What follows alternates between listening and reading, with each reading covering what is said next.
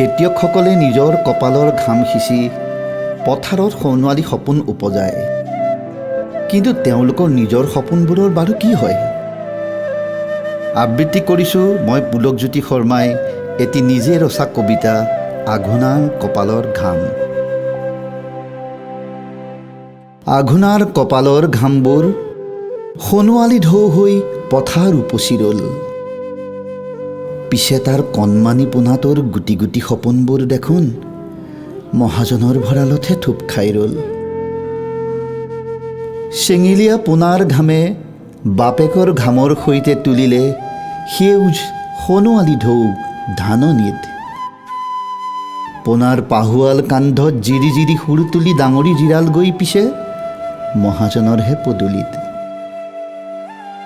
কণমানি নাতি আজি পুৱাতেই বকচাত উঠি কৈছে তাৰ সপোনৰ কথা।